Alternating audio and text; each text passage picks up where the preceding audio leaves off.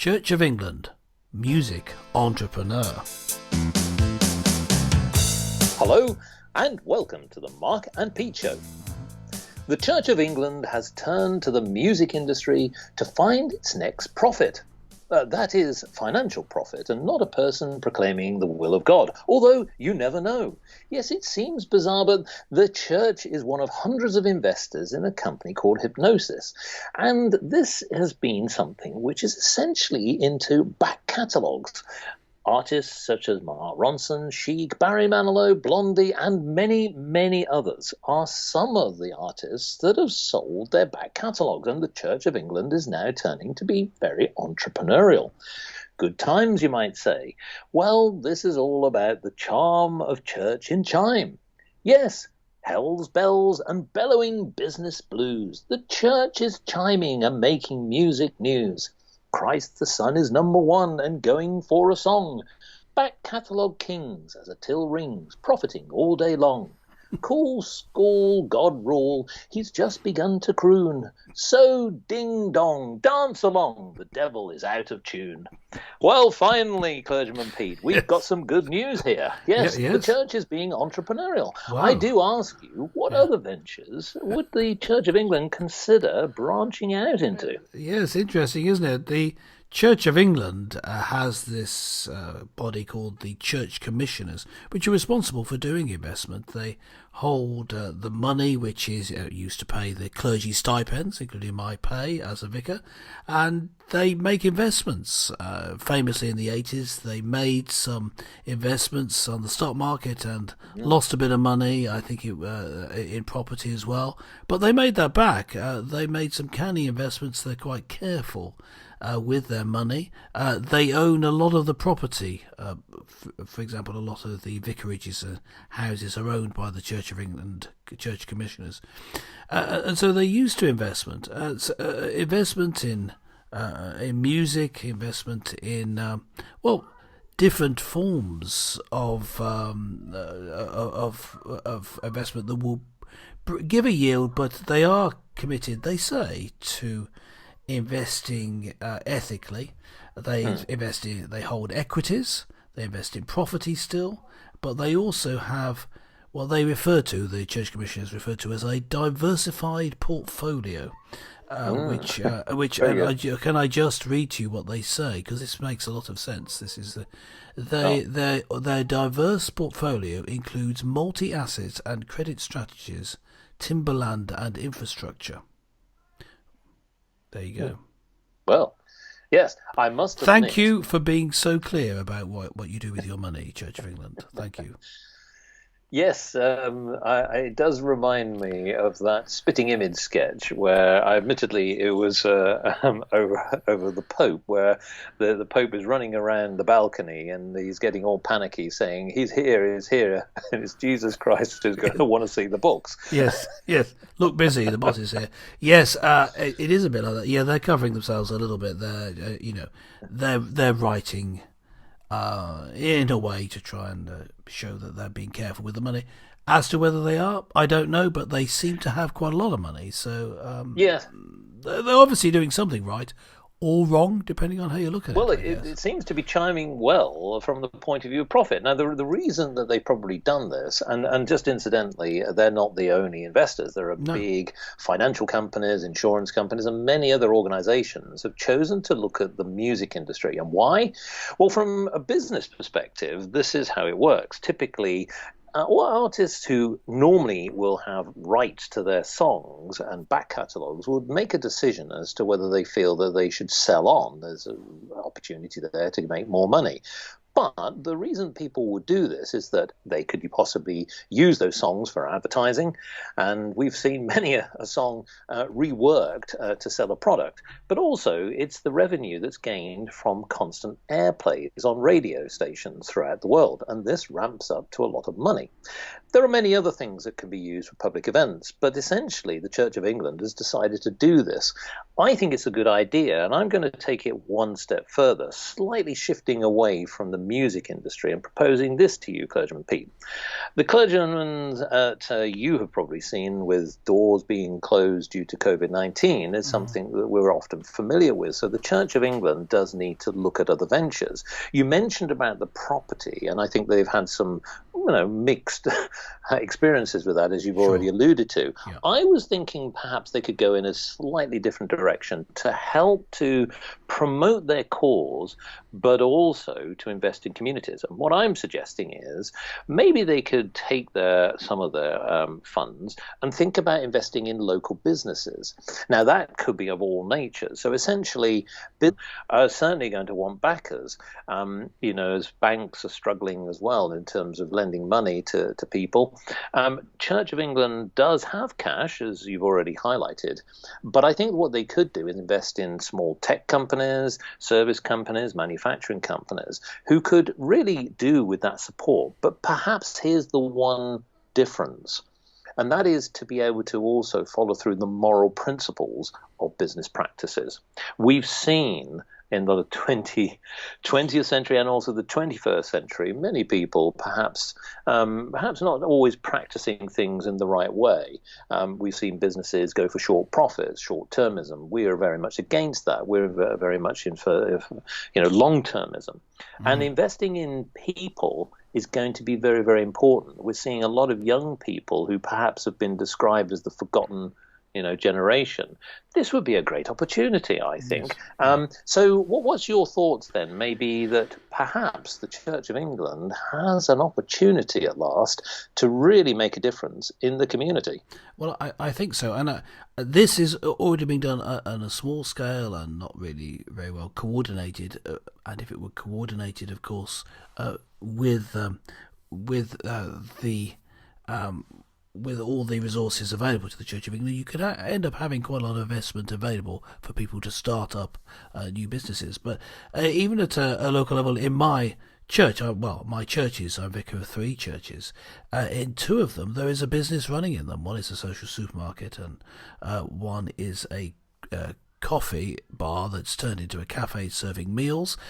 Hence, it can be open now during the restrictions due to COVID. You have to serve. Only serve drinks with a meal, and so these are small businesses which employ local people, so including in management levels. So that's the sort of thing that I know other vicars do something similar. I'm not alone in that, but you can just imagine what you could do. And I'm just going to give one example of something I still hope to do, but it's been put on the back burner. That's not quite the right word, but it's been delayed for a bit. Partly due to the COVID-19 epidemic, but also before that, various things changing in the neighbourhood where I am. Basically, there's going to be a lot of building work done soon. But I was looking. We live next to the Mersey. Why not use a few different experts? I know someone who makes moulds for boats, so presses the boat out of some sort of fiberglass material. I know someone who has a building next to the river.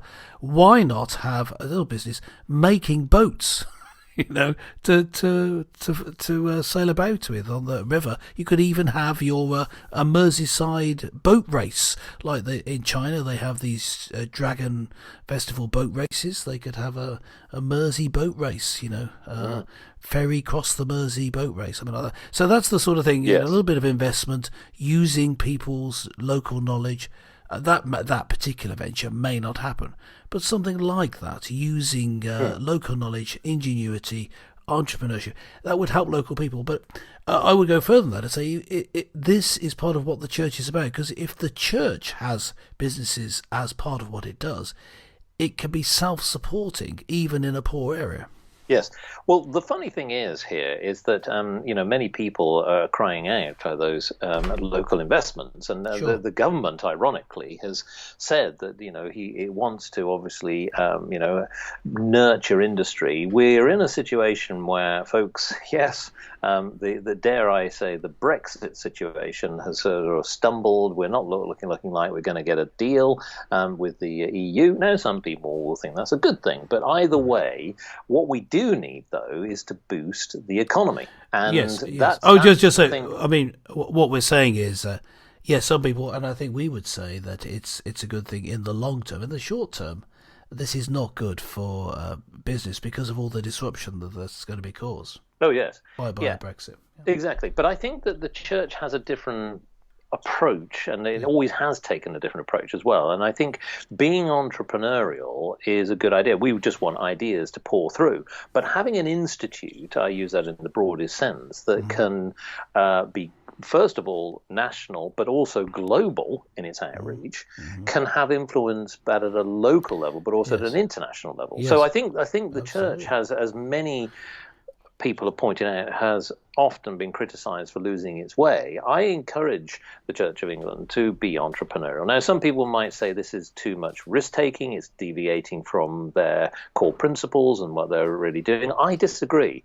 I think that if we look back in history, Church of England has been involved in businesses for many centuries. You're quite right. I mean, in fact, you could say that the parish system, whereby the entire country of England, at any rate, is divided into parishes. You've got a church in each parish.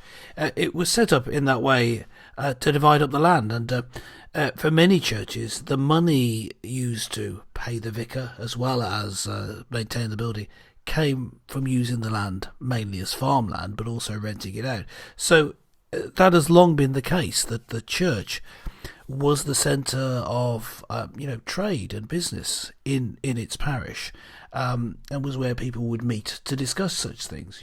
I suppose the equivalent of the council meeting, the parish council, the parish council meeting, the PCC, parish church council meeting. Well, that was a meeting that would talk about all events, not just church events, as they often do now. So it's not really departing from what the Church of England has historically done. We just try to, if the Church of England were to take the Mark and Pete approach and be more entrepreneurial, perhaps with the church commissioners putting together a small group to look at how they can help local churches invest in their local community, not with just sort of advice, but with putting perhaps a small grant, or better, I think, a sort of a micro loan, a small loan that they could pay back if and when the business becomes successful. Well, I think there's an opportunity here to combine talent, because I know that some people who are probably listening to this were thinking, hold on, church leaders are great at evangelizing the word of God, but they're not necessarily always good at running a business. Absolutely, well, there may be some element of that, of course, but here's my suggestion. Why not get local entrepreneurs to work with church leaders, come together and build the plan, and that, I think, is then going to not only unite the communities, but potentially will invest in the local talent. It could possibly boost industry in those particular communities throughout the country and potentially beyond. But I think that what everybody's looking to is something beyond just pure government. Because what we don't necessarily need to go political here, but I think that government can have its place, but it needs other stakeholders who have outreach, and the Church of England definitely has outreach. So I think there's a golden opportunity there. Now, Clergyman Pete, I wanted to mention here that as we sort of draw this show to a close, this idea of investing in music is not actually unique, because if we sort of take a step back, and I'm going back into the 90s. Now, David Bowie, well, we know sadly is no longer alive, but actually was one of the first artists to look at future earnings. This is essentially the idea of investing in an artist, where you sell your back catalogues and your securities, but at the same time you're forward-looking. They were called Bowie bonds at the time, and essentially was awarding investors a share of any royalties of the songs from what either happened in the past, but also potentially what could also happen in the future. Now, I was thinking here, Clergyman Peter, we know a song about, bear in mind Christmas is coming up, it's not that far away. How about a little song which just sort of evangelizes this whole idea of how the church could raise... I think we should do it, especially as we, as great musical artists, are looking for investment, folks. Absolutely. If you've got some spare cash, brother, can you spare a dime? Cash, folks, why not log on to markandpete.com and let us know your thoughts on this subject? So, as we give us your folks money. With this, Not really. with this with this wonderful subject, and we certainly look forward to talking to you about future topical topics. Here's a little closeout from Mark and Pete. Hark the herald angels sing, glory to the rock and roll king. Peace on earth and mercy mild, God and investors reconciled. Joyful, ye prophets, rise, join the triumph of pop prize. With the angelic host proclaim, Christ is a hit, and with fame. Hark, the herald angels sing, glory to every guitar string.